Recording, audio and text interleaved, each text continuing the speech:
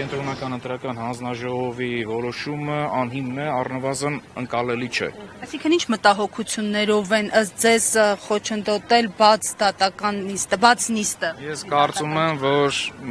որոշումները իհարկե ժամանակից առաջ չընկնենք, կայացվելու է հնարավորինս արագ այդ որոշումները կայացնելը առանց այլևայլությունների։ Տիկայի համար նիստանել,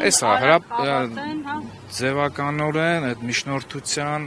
քննարկման ընթացակարգը պահպանել, էսա ձևական կողմը, բայց բովանդակային առումով վստահաբար այս միջնորդությունը դռնբակ քննելու հիմքեր չկան եւ չեն կարող լինել։ Պարոն Վարդանյան, ընդհանուր առմամբ անդրադառնալով նախ ընտրական պրոցեսի, հետընտրական պրոցեսի ընթացքում այս աղմկահարույց այսպես կոչված դեպքերին ընտրակաշառքների, երբ պարզվեց, որ իրենց հակակոռուպցիոն կոմիտեի կողմից մատնանշված 200-ից ավելի գործերից ընդամենը 14 սով է դատարան եզրակացություն ուղարկվել գործերը, այս համապատկերում ըստ ձեզ որն է միտումը, այսպես մեծ աղմուկ անել ու տակը ընդամենը այսպես փիղը մուկ ծնեց։ Տեսեք, ես իմ համար խիստ զարմանալի է, որ լավ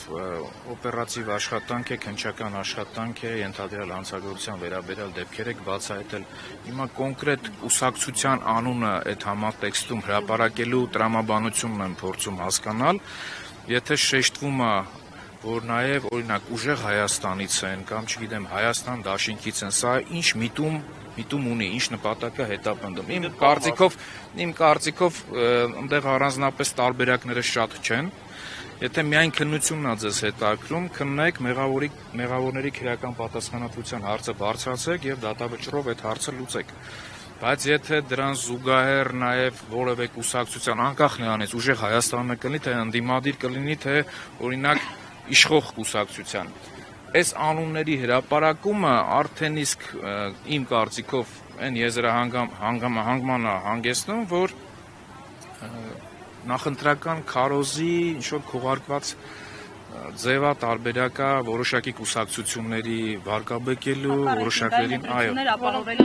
ամենայն դեպս անկողմնակալ դիտորդի տեսանկյունով դա նկատելի է, ես նկատել եմ։ Պարոն Վարդանյանը ով է մեղադրող դատախազողն է, համազորակացեք եւ եկել է նիստին։ Նիստին եկել է ազգանունը Դանելյան, Արտուր, կարծես թե Դանելյան։ Շատ հավելելու այլ բան չունեք, շնորհակալ։